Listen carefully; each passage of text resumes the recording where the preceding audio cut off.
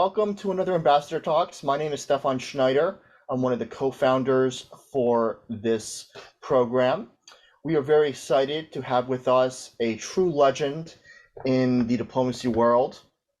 He's been ambassador to many nations, as well as the United Nations. He's been the Undersecretary of State at the State Department for Political Affairs. Please welcome Ambassador Thomas Pickering. Ambassador Thomas Pickering, thank you so much for joining us. Today we have a very special event where you will be engaging one-on-one with the students on several topics. We're going to be using this following protocol to facilitate the conversation. Ambassador Pickering is going to put out some statements, which I have given to you via email previously. He will then ask for someone to speak. I'm going to ask that you guys use the raise hand feature on Zoom and then I will look at the screen and I will select a student. Ambassador Pickering will then talk with you. You guys will go back and forth, and then we'll go again and see how we can expand on the conversation. At some point, we will then move to a different theme. With that in mind, I'd love to bring things over to Ambassador Pickering. Ambassador Pickering, the floor is yours. Thank you, Stefan, very much. It's a pleasure and honor to be with you and to meet Walter and to meet all of you, at least on the visual. I am very much anxious to speak with you about your ideas and your reactions to what we can best call current challenges in American foreign policy and security affairs. The two are closely interlinked.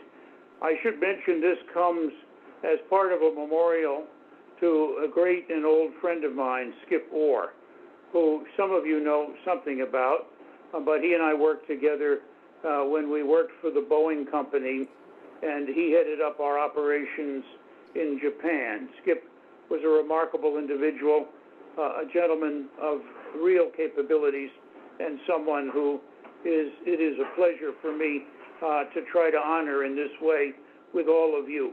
I look forward very much to what you have to say, and I'm in a learning mode as much, I hope, as you are in terms of the subjects we're going to talk about.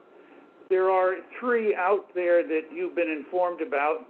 There may be more as we go ahead. I want to begin with Russia and Ukraine. Certainly one of the major, if not the major, bedeviling problem for the United States, for Europe, and through its extensive ramifications in everything from food to medicine and so on. The war in Ukraine has affected most of the globe in one way or another. It is a terribly challenging problem, and it is clear that no one so far has come forward with an answer or a solution. But let us talk about that and see what it is that we believe ought to be the major considerations in finding a solution and how to proceed there. Much of the energy thus far has been expended on using military conflict between Russia and the Ukraine as the major effort to work out some kind of a solution. But other questions have also been involved in putting pressure on the parties to get to the table. Some think there's a stalemate in military posture and in sanctions and in related isolation of Russia from the international community, waiting out there to be had. Others are much more skeptical, as am I, that President Putin is going to give way very shortly, and it is quite clear that President Zelensky is not interested in assuring the future and safety of Ukraine by sacrificing its territory to Russia.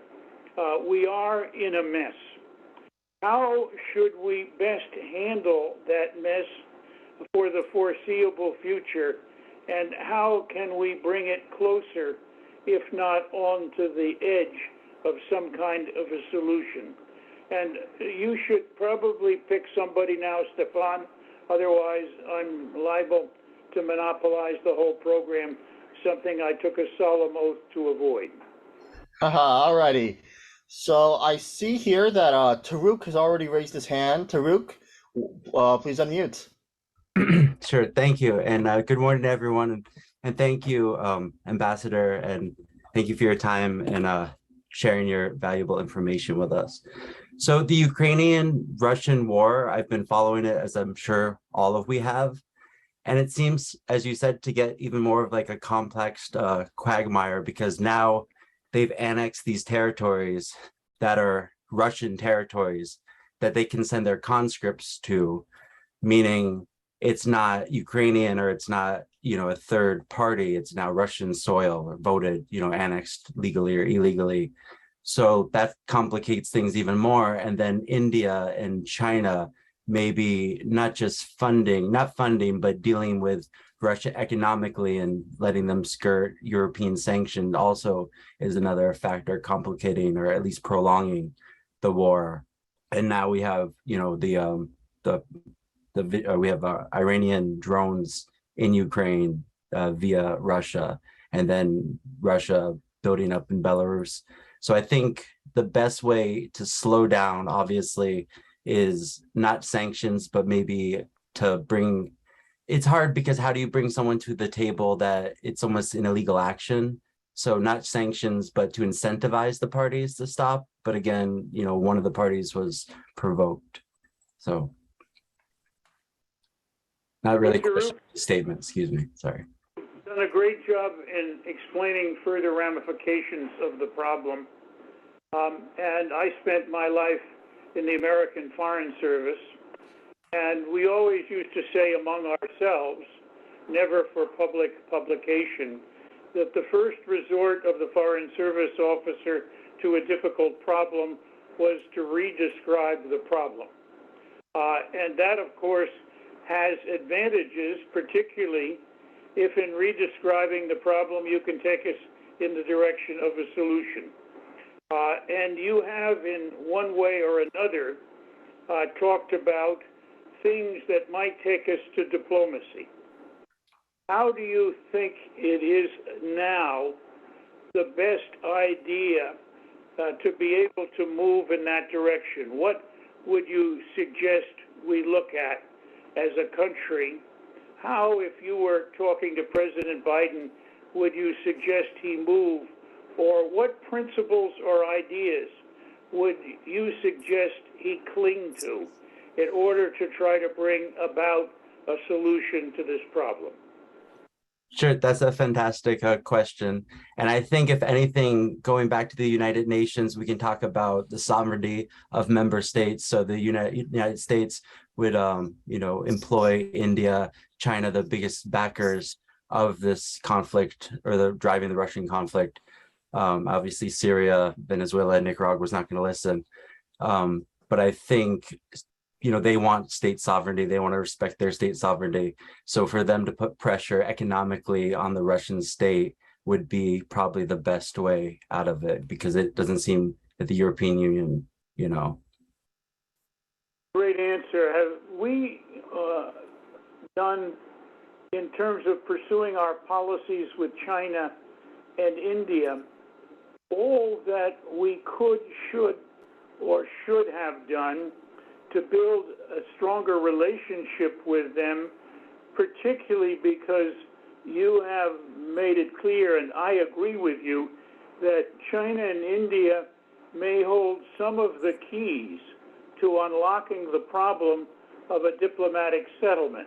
They are two of the major countries which, if I put it carefully, have not opposed Russia, even if they have been selective in their backing of Russia. What should we be doing with India and China now to build a more favorable outlook on their part to moving ahead to influence Russia to come to the table and come to the table with some flexibility?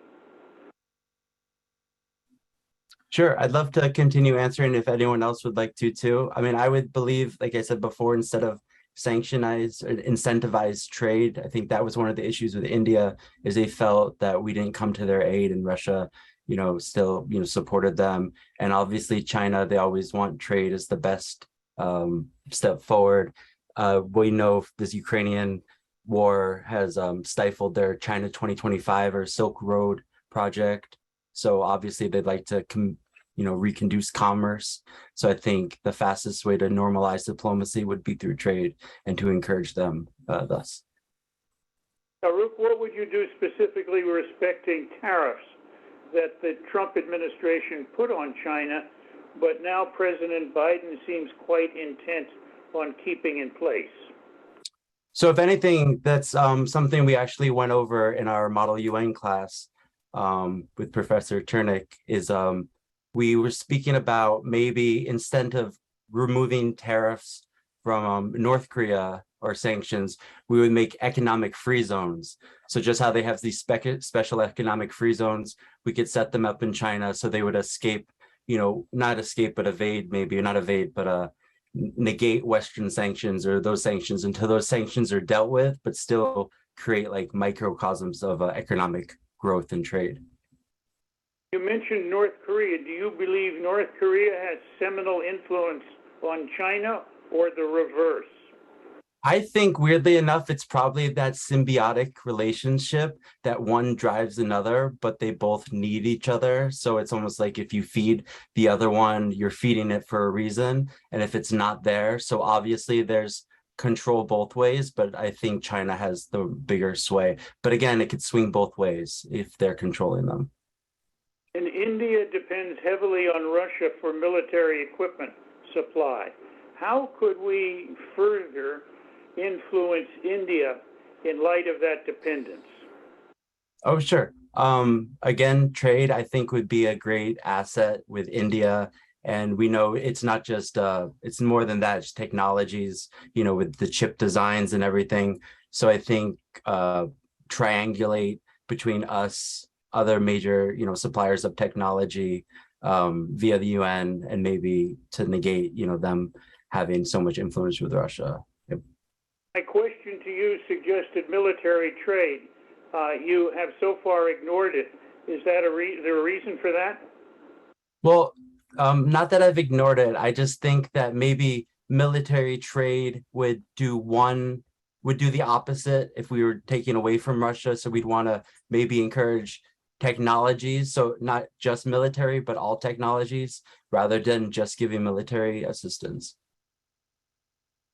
Yeah, that's a solid answer, because unique trade concessions carry some benefits and some disadvantages.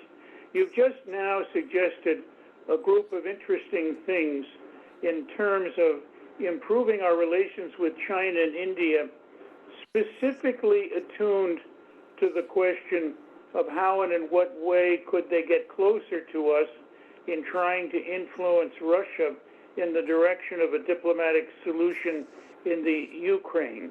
And I think that that's very significant. We have an election coming up on the 8th of November. Would what you suggest be something the president should deploy before the election, or should the president wait? Oh, sure. I would also love to keep answering. I see we have two other students with their hand raised, but I would think it's very difficult to wait before or after, because you have public sentiment against, atrocities done, or, human rights violations from a few of those countries. And, you could get burned either way. But to de-escalate this conflict, and I think the conflict is pushing energy prices up, is pushing, food crises, is pushing crises, and, even driving conflicts in Africa. So I think the sooner you can de-escalate, the better it would be for voting.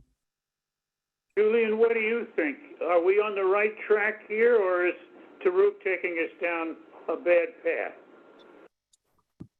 Hi, Ambassador Pickering. Thank you for your time today. I do want to reframe the issue just a little bit, because I do think that Farouk is coming from a place of sincerity, but I do believe that the focus on human rights abuses and concerns over human life doesn't really bring us to a path that could reach a peace agreement.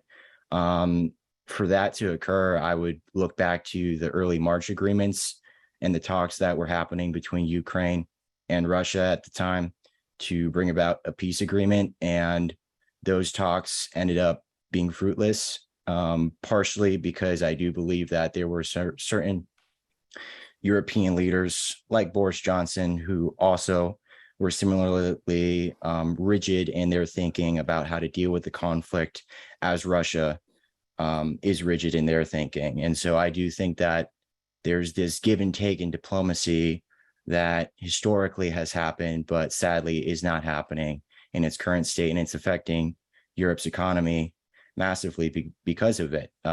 We see that the sanctions have rapidly increased the price of liquefied natural gas and other fuel sources worldwide.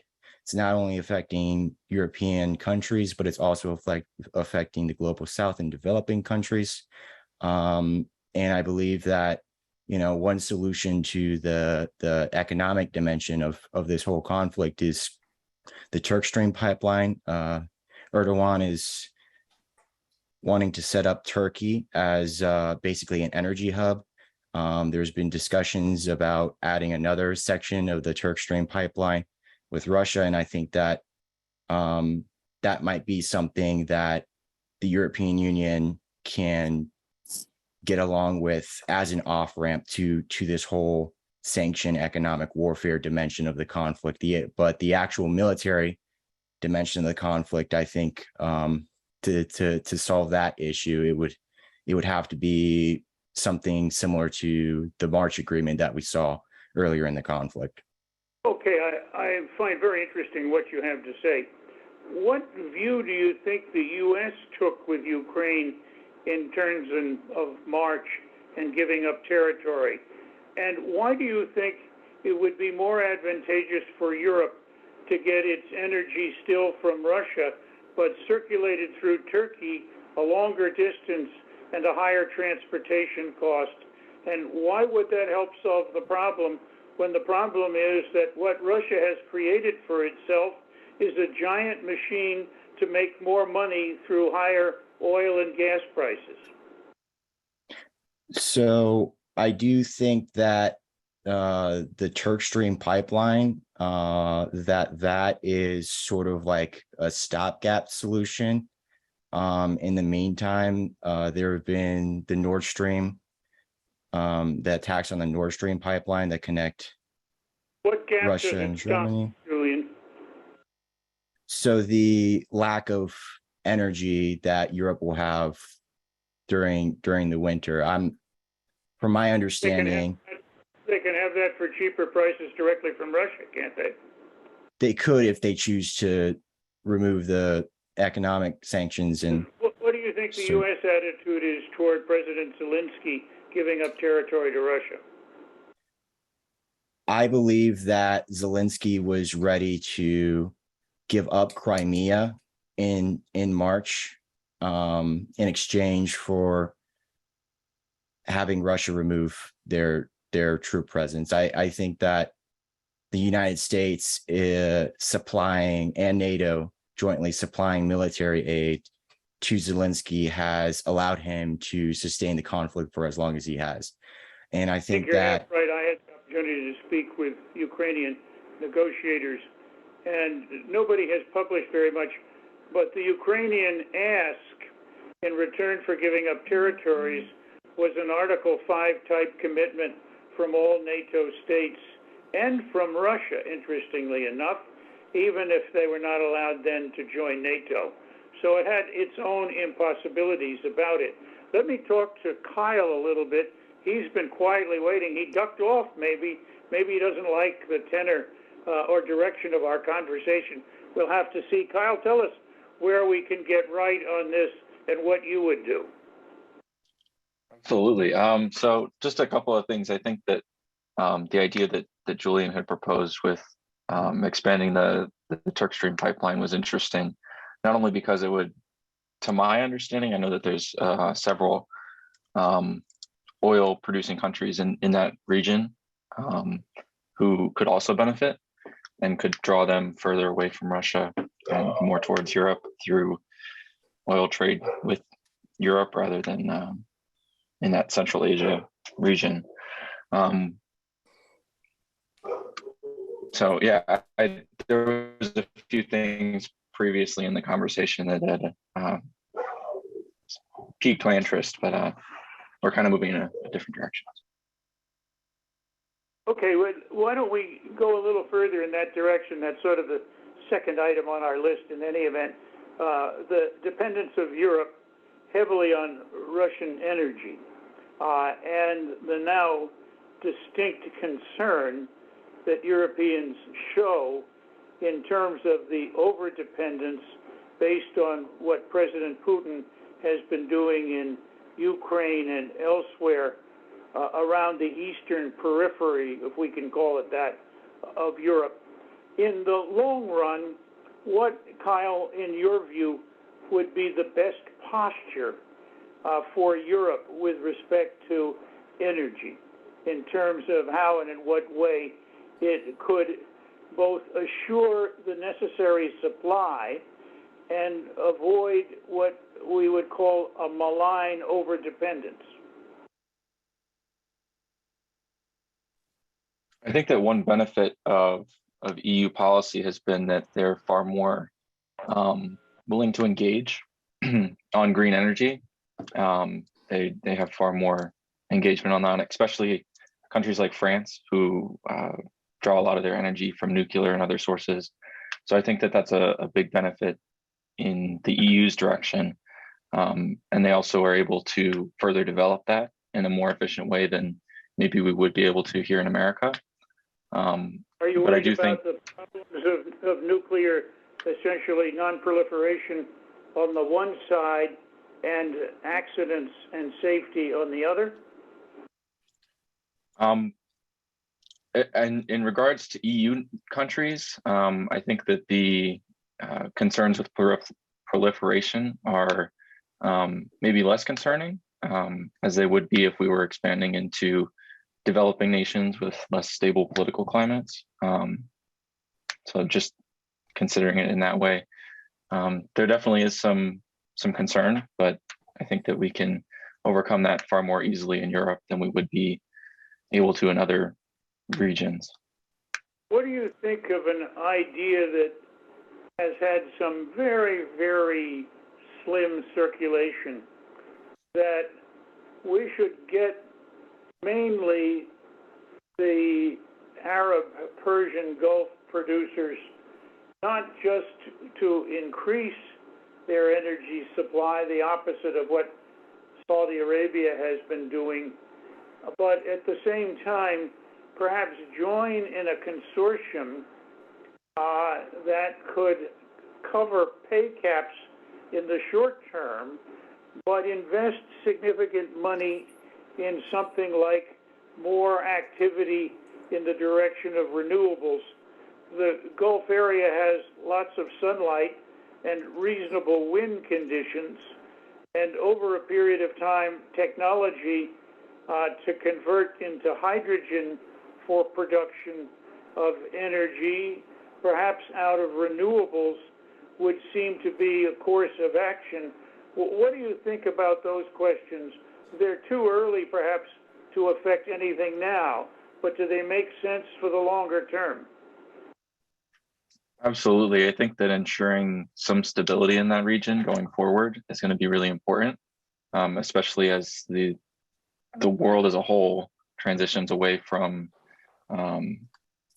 oil and petroleum products more towards a green energy economy. I think that there's some important considerations in supporting those countries that will no longer have that revenue stream. If you were advising the president and you could cobble together a fund of maybe $10 billion to start to develop technology in support of renewable energy production, particularly focused on the Arab Persian Gulf region? I think the first place to start would be in helping them to develop industry to produce those products on their own, in a way that they would still receive some of the benefit that they would from being able to produce oil, and still be able to produce things that are beneficial and people want to buy. Even though China could make solar panels much cheaper? I think that developing those technologies and industry more widely will overall bring down the price of those products globally, even if at the current time, China might be the cheapest producer of those products. Do you know much about hydrogen as a long-term clean source of energy? My current understanding is that it's overall cleaner. It produces water as its byproduct, to my knowledge. I could be very wrong. I'm not a scientist, but it also, as far as I'm aware, is much more able to adapt to our current infrastructure that we use for oil, which is a big plus in hydrogen. You know about the Zeppelin Hindenburg? Yeah. What was it carrying inside it? My understanding is that was hydrogen. So. Yeah. Okay, the next big bang you hear. Yeah. Well, we have here Julian raising his hand. Julian, why don't you take the floor? Hello, thank you. So I was interested in the renewable energy discussion that we were just having here. I kind of wanted to highlight the problems with just getting to 100% renewable energy, because at its current technology and capacity, like global battery storage for solar panel energy that we get from solar panels would only last the world around 3 minutes if all other sources of energy were cut off, to my knowledge. And so I don't think that in the short term we're even close to getting there to 100% renewable energy. But I do think that working toward solutions that does not only increase the infrastructure of renewable energy, but also research into emerging technologies that that are cleaner and safer for us, including nuclear energy, should be a priority. And I know that a lot of people have concerns over nuclear energy because of past accidents. You know, Ambassador Pickering spoke about hydrogen as a potential energy source, but like history has shown, even that has its own problems and dangers associated with it. So I think that as we think about where we get our energy from in the future, we have to take these problems into consideration and adapt and just make sure that our public policy is both well researched and can actually provide a solution that's both sustainable and not immediate detrimental to the economics situation in the short term. And I feel like that's the path that we're currently on with our energy policy and stance on getting Russian energy out of the European market. I think your point is well made. I do think the 3% figure is impressively depressing in terms of what we're looking at down the road here. At the same time, I have been amazed that during the last 2 decades, we have made more progress on using renewables as part of our normal energy structure than I think a decade or 2 ago people would have been willing to project. So the 3% might be real. I really don't know, and I'm not going to quibble about it. It isn't something that is a large figure at this stage. On the other hand, the degree to which technology has taken us down the road in the direction of renewables, and particularly the 2 most relied upon now, wind and solar, is also interesting in its own right. And my own feeling is that we face many questions. You've raised storage, you've raised batteries. We could also raise the component raw materials to make batteries and so on. And we are in this discussion backing ourselves with our eyes facing firmly forward into what I call the spinning propeller of climate change. Who would like to talk about this question further? I have three hands. Let me just pick one. Celia Roberts, tell us what you think about this energy problem and its nexus to the foreign policy issues we've been discussing. The floor is yours, and it's open for whatever you want to say. Thank you, and thank you for being here today, and thank you for your time. So I'm in regards to kind of discussing the energy situation that we were talking about and nuclear energy, and also addressing the concerns of nuclear warfare in this conflict. So there's been a lot of discussion about the relationship between nuclear disarmament and nuclear development.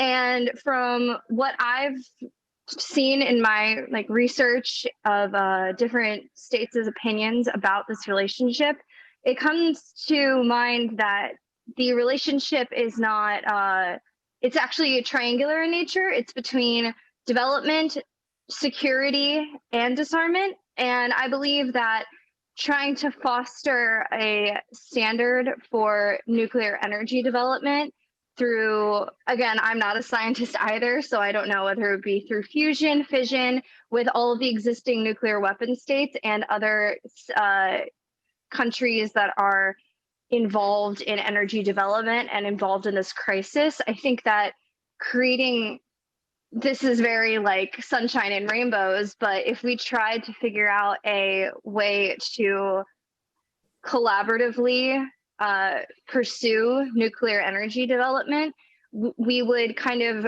build a better political climate where disarmament is, where disarmament can be more, where nuclear armaments wouldn't be as necessary, as possible development could lower international tensions. What is your opinion about that? Well, I mean, I'm not part of the seminar in terms of the answers side, but I spent a large part of my diplomatic life in dealing with the challenges of nuclear power. And I believe that, like almost anything else where we marry up technology with public policy, we have a combination of upsides and downsides. In nuclear, the downside is really the tremendous cost to get started against a very relatively cheap cost for continuation. What to do about the used nuclear fuel, which contains plutonium, and as a result presents both a proliferation risk and a safety risk. And on the other hand, what to do about reasonably reliable, cheap electrical power, which with future research could be made more competitive. And some countries like France have chosen to put a very large share of their national power base in it.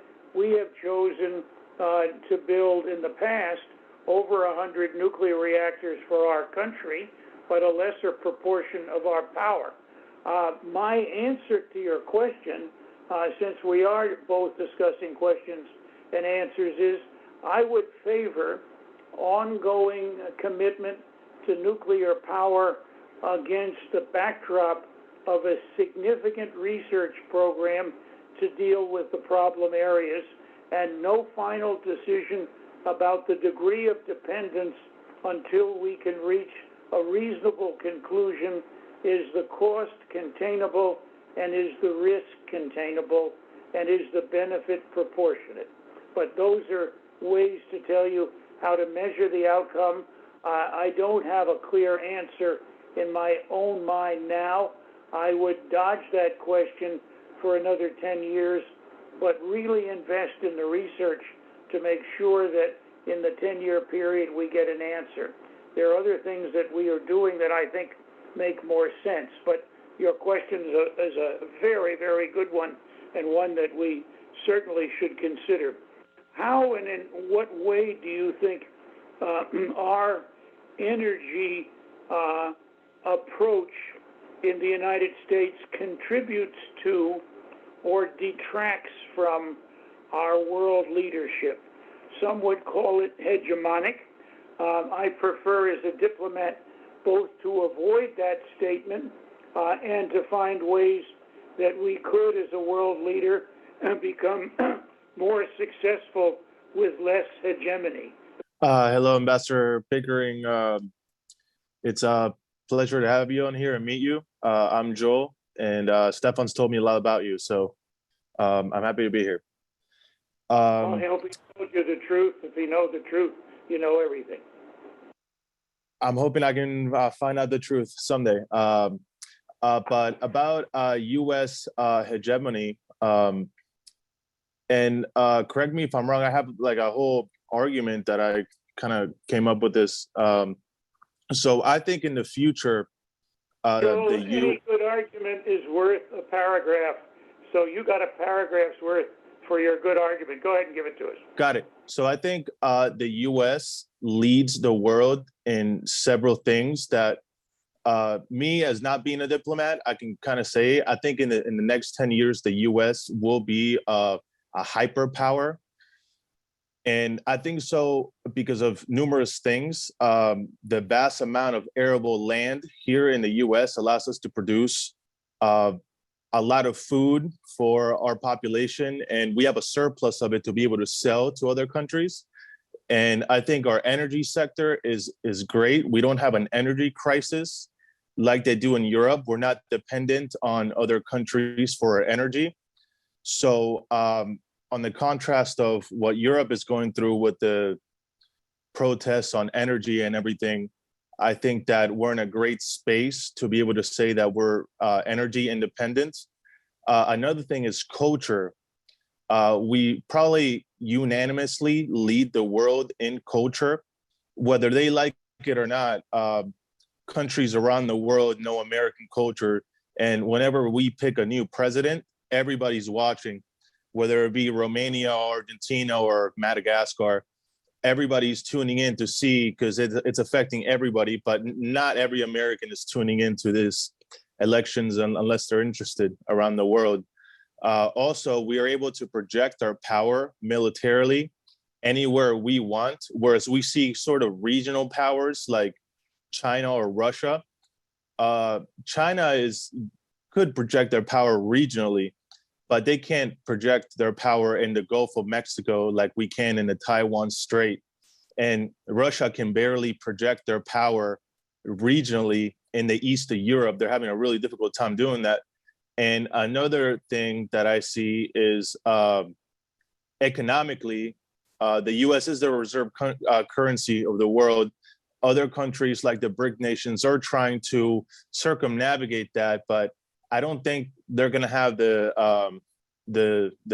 economic capital to be able to perform that. So this is why I think in the next 10 years, I think that the 20s that we're in now is probably going to be one of the best decades for America, just because of those 5 factors. But I would really want to know what you think or what anyone else thinks in the call about that. Joel, I think your presentation of the 5 factors was well done. Thank you. I think what you ignored, and which I was going to ask you about, but I want to now turn to somebody else for that question, and maybe I can turn to Anthony because he's been waiting. Anthony, why do you think many people believe around the world that we are losing our place as the most important player? Well, Ambassador, it's great to meet you, and it's an honor to be here and be able to speak with you. And I would have to say, in my own opinion, on an economic standpoint, a lot of countries depend on our dollar as a backing for a lot of their currencies. We've seen what happens when we lose a backing on other countries' economic systems and banking systems. The value of their currency drops to the hundreds of percents. So the more and more we change how we interact, especially on the currency exchange level, we've seen how it happen in Great Britain just recently, where their currency, the pound, stalled in the currency exchange rate, and a lot of that comes from them trying to relieve themselves of being dependent on the U.S. dollar, like a lot of countries are. But I would say, in the hindsight, in the next 10 to 15 years, maybe if we learn to stabilize our own economy and reevaluate the value of our dollar to keep it from dropping from such a low level in the next 10 to 15 years, we may be able to come back and have a stronger economy than we've had in the past 25 years. Do you think our present position has anything to do with the differences that have arisen in domestic American politics? I think so. Just the two different opinions in Congress and the House, where we just passed a green bill, and a lot of controversy behind that as well. And there's a few controversial opinions on who should be in charge of what and how we're dealing with the current inflation rate. But a lot of the times, some economists would say that we're on a tipping point where we're just too unsure of where we're going to land as far as a growth or not a growth. But the pandemic, I would say, sped up the process of an economic reset where we see the dropping of actual value of stocks and bonds and values in the market. But if we didn't have the pandemic recently, we would have seen it in the past 5 to 10 years. You think we would have had the pandemic in 5 or 10 years, or you think that in effect we would lose our world leadership position in 5 or 10 years anyway? I wasn't sure of exactly what that meant. The latter. I would think that if we weren't as prominent as we were beforehand, before the pandemic, then it would be a very different situation. But because of the pandemic, it's accelerated how we're viewed in a lot of the world, and it's a recurring event. Okay, Ishama, you had your hand up. I don't know whether you still have it up or not, but if you had it up and I can call on you, I have a question perhaps that you could pick up on. What things do you think we need to do better to live in what is clearly a multipolar world, maybe a tripolar world? China, the U.S., now to some extent Russia. Up until February, Russia was sort of discounted as a third player, also ran but not significant. But what would you say, Shama, if I can ask you to jump in here? Yeah, sure. I guess what I would say is obviously trade is super important. Oh, can you hear me? Yeah, okay. Can hear you. Thank you. Yeah, so obviously trade is super important in making sure that we keep ties, because ultimately we can't burn the bridges with these countries, because essentially we're all on the same planet. There's no possibility of leaving. So we do need to attempt to coexist as best as we can. But at the same time, I think it'd be important to kind of lessen our dependence on it. Like this energy dependence crisis, we could have possibly foreseen that, hey, we're relying on Russia, who we are usually like hitting roadblocks with for energy. So why are we not taking steps ahead of time to prevent in case something like this to happen? Or the same with like our cybersecurity. Why didn't we take steps before, knowing that they were developing? So on one hand, I'm not saying that we can't be completely dependent, because then that would be eliminating trade. But at the same time, there's other areas where we should recognize that that dependency is a risk.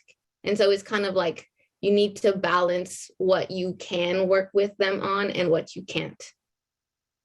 I think that that's right. And at the same time, I think that over time, we seem to have some kind of impediment to recognize future large problems and do something about them before they become urgent. Not to toot my own horn, but in 1994, I was ambassador to Russia, and I was invited to give the annual lecture at a very prestigious British think tank organization, actually sponsored by the British government. And I had 3 paragraphs in that speech warning Europe against overdependence on Russian oil and gas. And of course, no one ever picked up on it, nobody ever remarked on it, and nothing ever became of it, maybe because I didn't spend the rest of my life harping on it, and that's what you have to do in some ways, certainly in democracies, to get attention. Are we, because we are a democracy, Shama, handicapped in dealing with dictatorships?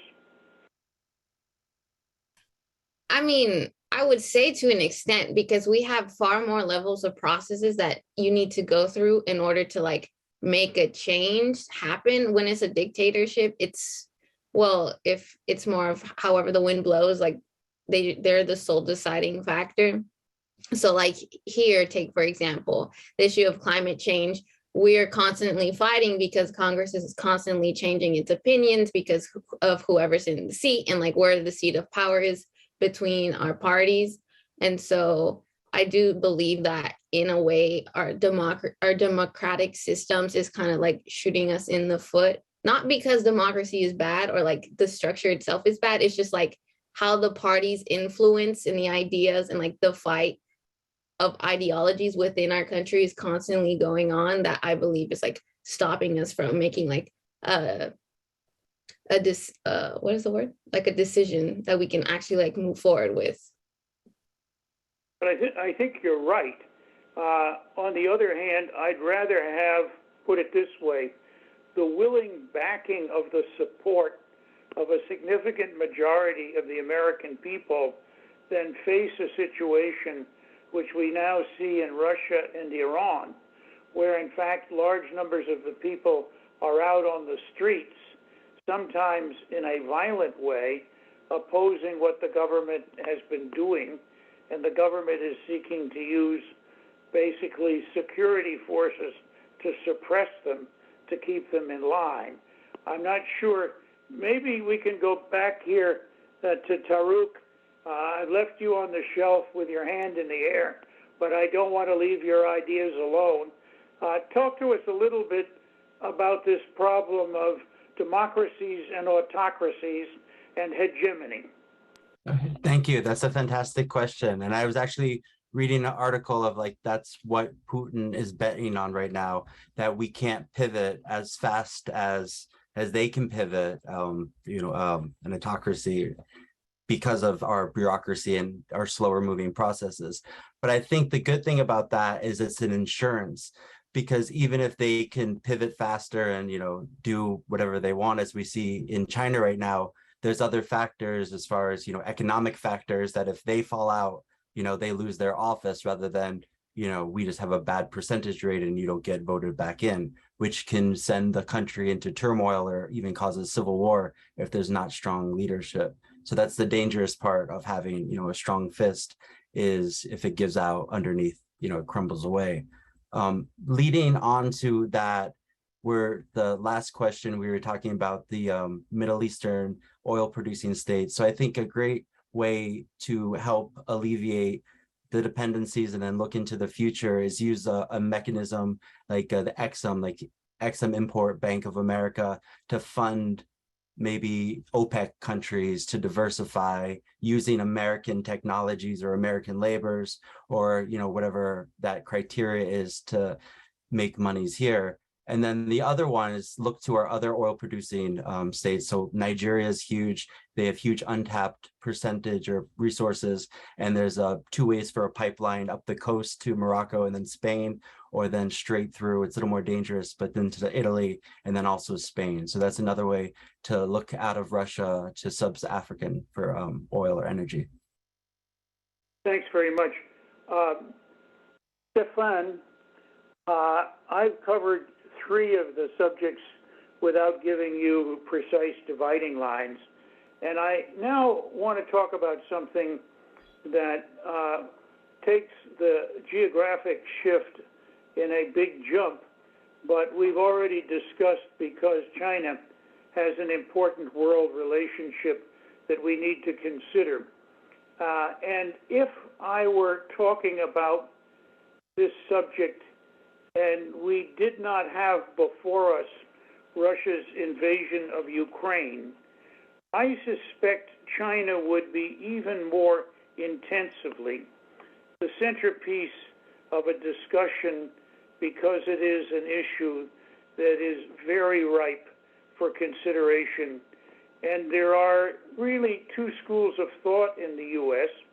One that we heard earlier, a little more congenial and a little more demanding. Can we work in some places with China to produce a synergy that protects the interests of our countries and the globe?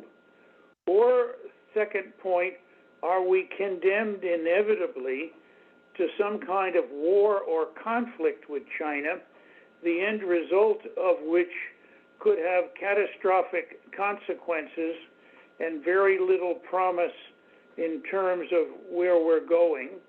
And both of those depend very heavily on people's current vision and how they see China, and how, in fact, we both discuss it and record it. So I'd like to swing the needle now in our conversation toward China. Stefan, would you just pick somebody who you could think about who might help us open China? I would have a strong preference, because we've had 5 or 6 men and just 2 women engaged, to balance up the speakers list a little bit. Perhaps you could suggest somebody who could start out. I don't expect to find an expert on every subject here. What I would really like is to know what people who are now studying these questions think about them, not the degree to which they can produce remarkable examples of their expertise. So, Stefan, who do you think we should pick here? So for now, I do see that Julian has had his hand raised for quite some time. So I think that why don't we send it over to Julian for now, and then I invite anyone who would like to speak to raise their hand, or they can also send me a private chat. If you're maybe a little afraid of talking, don't quite know what to do, I can maybe point you in the right direction while Julian is talking. Thank you, Julian. The floor is yours. Thank you. I think that China, our relationship with China is very tenuous.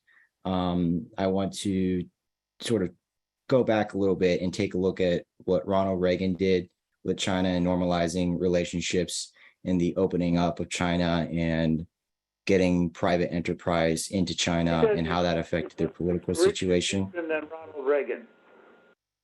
I'm sorry? Having spent time with both of them. Okay. Yeah. So I just wanted to highlight that history a little bit, because I feel that was during a time where we, as Americans, felt like we could work with China toward common goals that would benefit both of our countries. And I feel that is no longer the case. And I think that's a dynamic of both the political will in our leadership, and also the strengthening of the Chinese economy to an extent that other powers like the United States and like Russia haven't been able to keep up with. So I do think that the relationship is tenuous. I wish it was better than it was. I wish that we wouldn't see China as an enemy, because I am very concerned, especially when we're looking at the issue of Taiwan, how the global economy and other geopolitical issues factor into Joe Biden's decision to offer support to Taiwan in the case that China invades Taiwan. And so that's my fear, where once we were opening up and saw China as a beneficial partner, but now we see them as our mortal enemy. Which is the more dangerous threat now? Putin's potential to use nuclear weapons in Ukraine, or China's potential to invade Taiwan?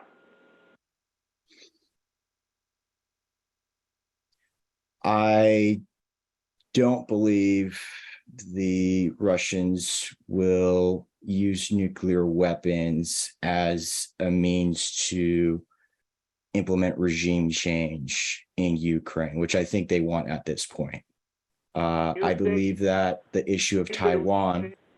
Did you think they would invade in February? Just a test of your own approach to things. So I didn't, and I was wrong at that time. I thought it was something that the media had been saying, and they said, oh, it was this date that they would invade, and it kept getting delayed, and then they kept changing it. And so I thought it was going to end up being nothing, and then it turned out to be very, very real. And it was because I didn't understand the history. Do you think the Chinese want to invade Taiwan? I mean, they have a legislation, from my understanding, that they publicly claim they want peaceful reunification, but they also believe that the U.S.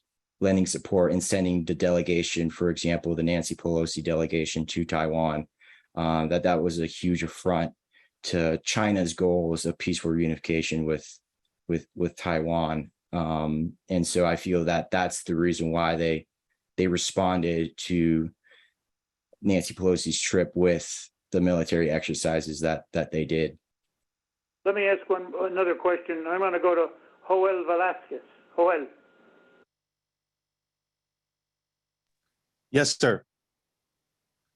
Do you believe that we have had a consistent and straightforward policy on Taiwan since the beginning of Kissinger's contacts with China, what we have called a one China policy? I gotta be honest, I don't know too much about that. I couldn't really, I'd be lying to you if I gave you an answer to that. But more recently, what I've seen is that the U.S. has increased their policy into bringing Taiwan into the West by sending Pelosi there, and by bringing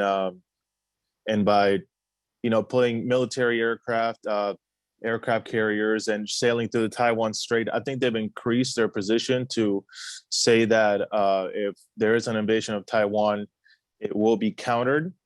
And I do think that Chinese versus American culture, I do think that our individualist culture versus the collectivist culture of the Chinese will inevitably eventually lead to some sort of conflict, whether that is some sort of trade war or actual military conflict, I don't know.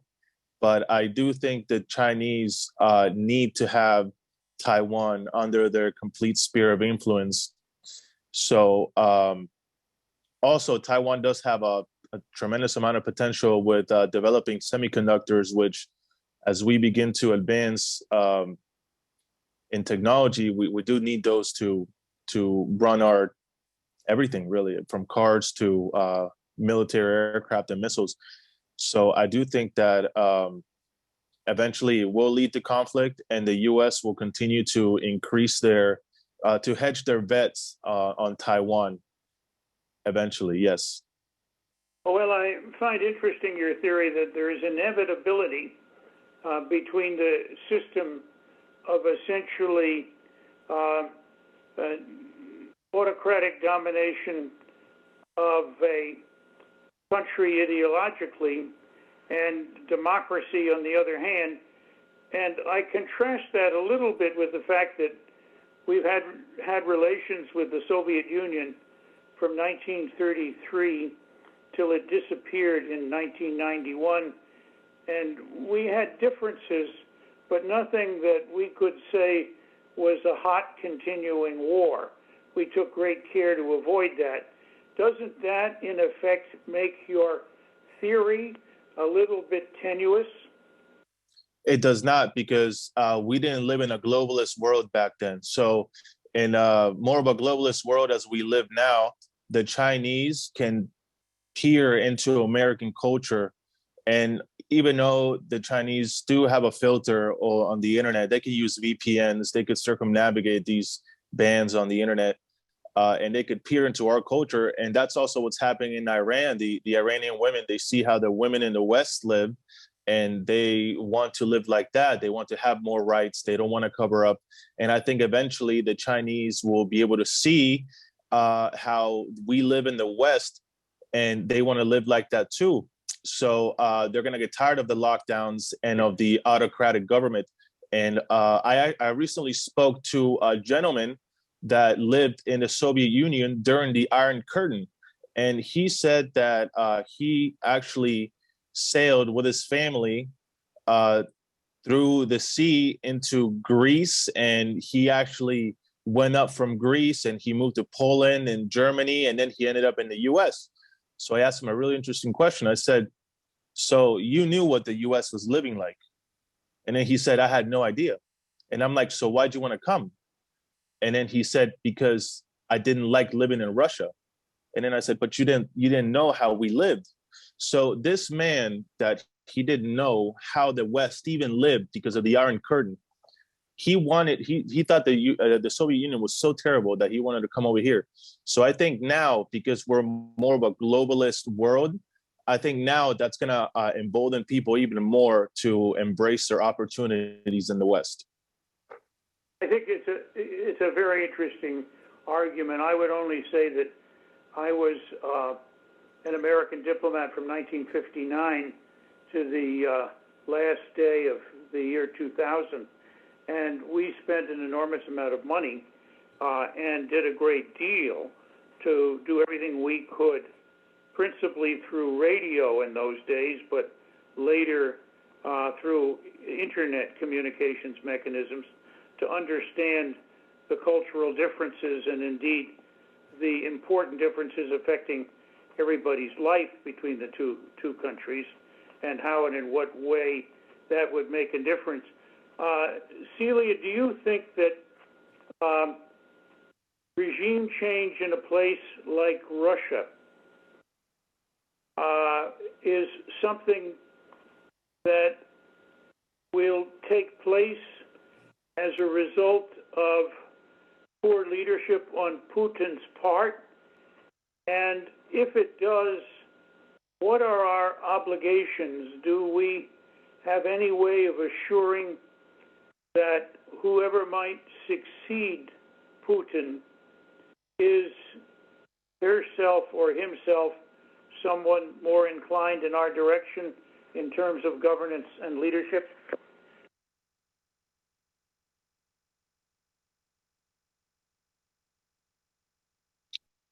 Celia just texted me that she's having a connection issue, but she'd be right back. Ishama, you want a question? Yeah, sure. I can answer the question. So Sure, go ahead. I think that a regime change would be extremely difficult, because it's not like, okay, just getting rid of Putin would be like the end of the whole issue. You would have to essentially also take out his like support network, or like people who think along his same lines, because otherwise you would just end up with someone that wouldn't be favorable to us. And I do think it would be in the United States' best interest to support any regime change. Obviously, if it's like a big clear, I'm not saying, oh, if the people suddenly decide to revolt, I don't know if at the very beginning, the United States should like go and step in and say, okay, we'll help you, because what if that doesn't work out well? And then we just further like dissolve any relationships that we might have with Russia. So I think it would be very much, you have to see the context of what's going on, who's initiating this regime change, and like how does it appear to be successful in a way But I do think that would just be extremely difficult in the first place to try. And like, where would the catalyst for this be?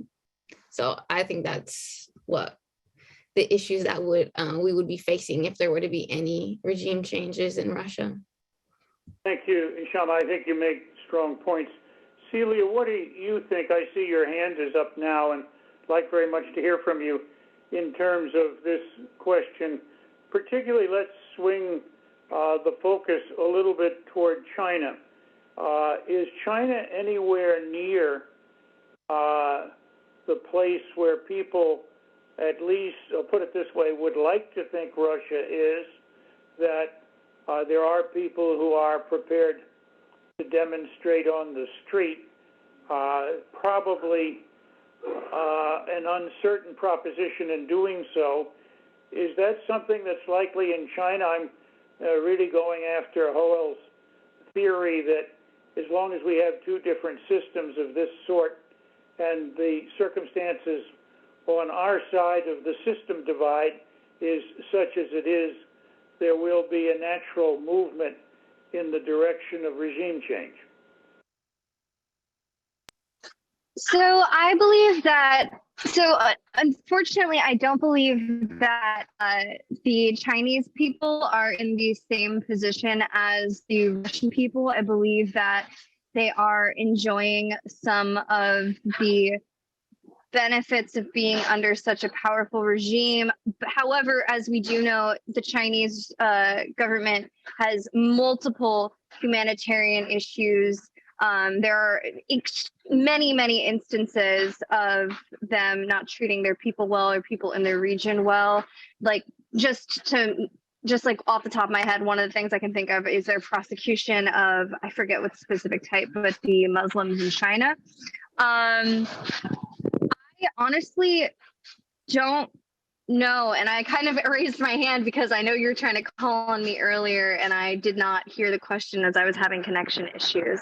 I think that there's a lot, China has a lot, their regime has a lot of control over the information their people have, more so than Russia. And I also believe they have more control over what information gets out to the international community. So at the moment, I'm unsure. However, I would like to think that more pushbacks by the Chinese people would happen. We've seen so in Hong Kong, which is in its own unique situation. So I think that there's a better chance that revolt is possible, if that makes sense. Do you think we should spend our time with China seeking firmly to oppose China and not find ways to get along? Or do you think we should search, as John Kerry has been on climate change, for ways to get along under current conditions and with the differences of view that we seem to have in this country, particularly with Beijing over Taiwan?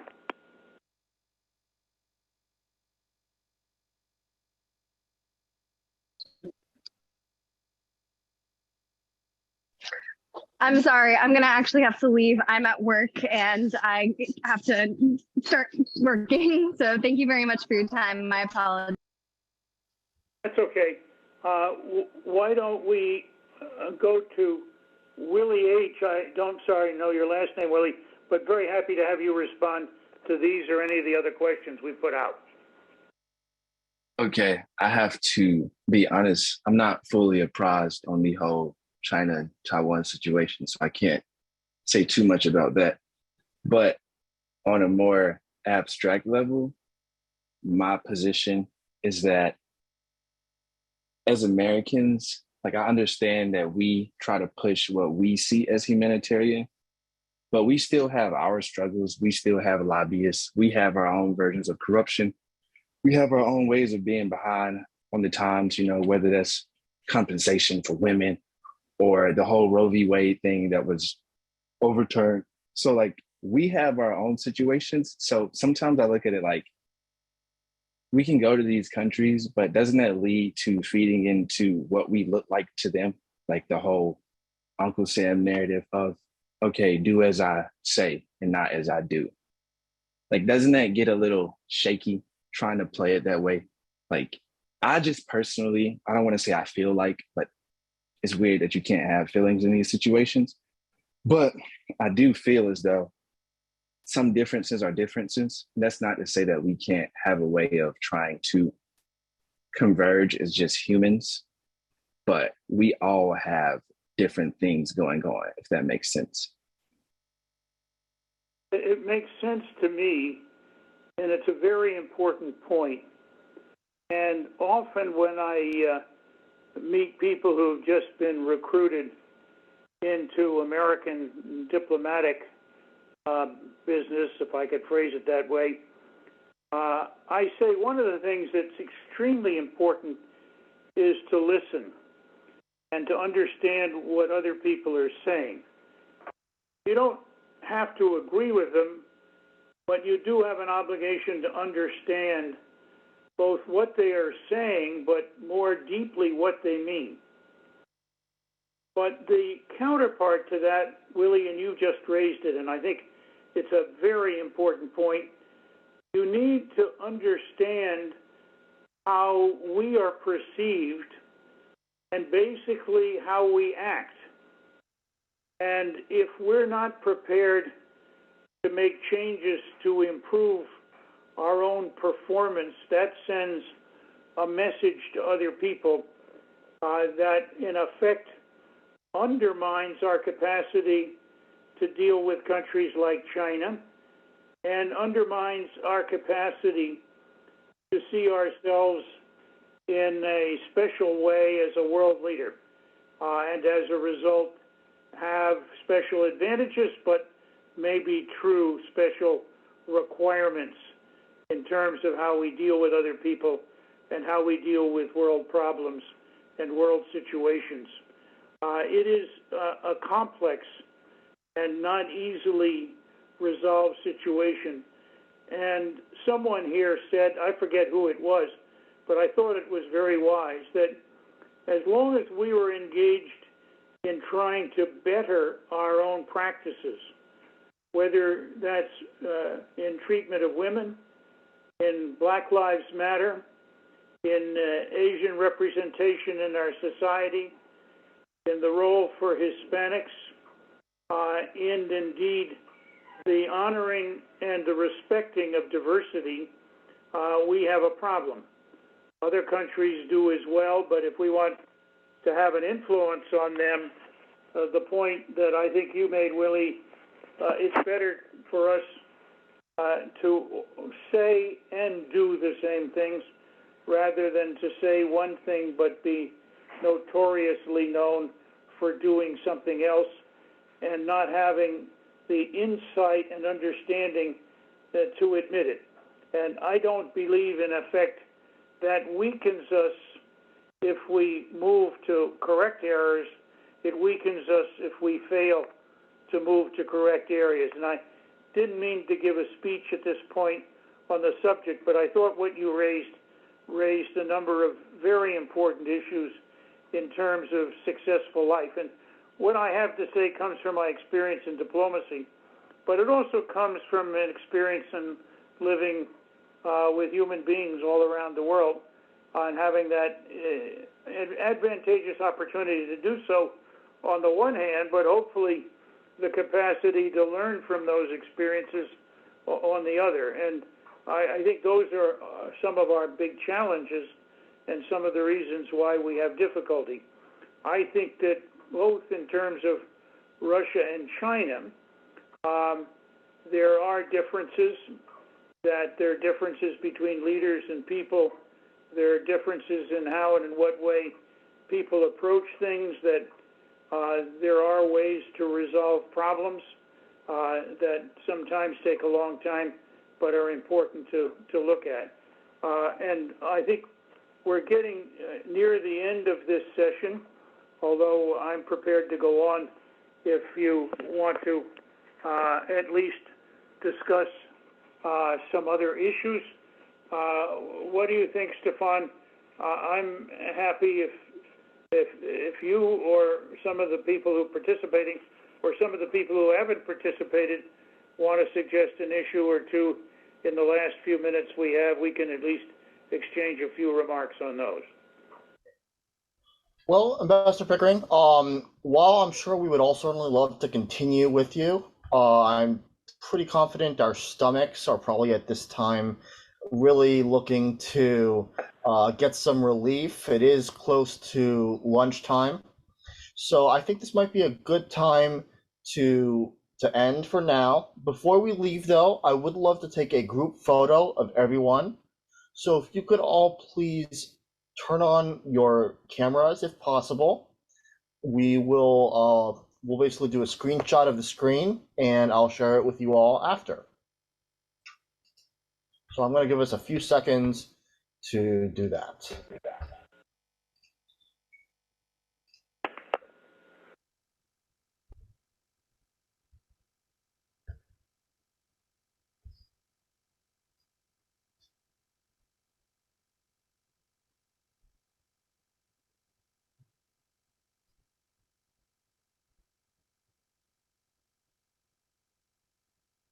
Okay, we're just missing Albert and Ross.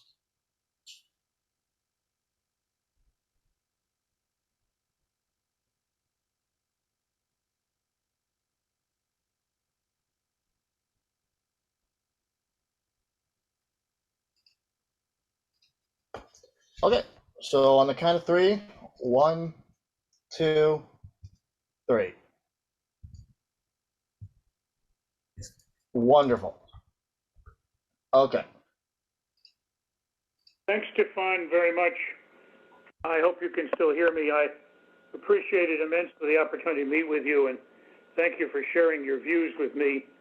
And I'd be very interested if you could, in your conversations with our leader, Professor Schneider, give him any thoughts about how and in what way we can improve these kinds of sessions, what we should be doing that we aren't doing, what we should stop doing that we are doing. I look forward to meeting the classes again in the future, and this program in memory of my old friend Skip Orr. But thank you all very, very much for participating. And my objective was to learn something from you, and I certainly did. And thank you very much for all of that. Thank you so much, Ambassador Pickering. It was such an honor to be able to engage with you. We're hopeful that you guys all learned a lot from this. I certainly did. If you have any comments, please feel free to share them to me after. Ambassador Pickering, we hope that you enjoyed this enough that maybe you'll be able to come back in the future, because we certainly had a blast engaging with you and learning about these issues.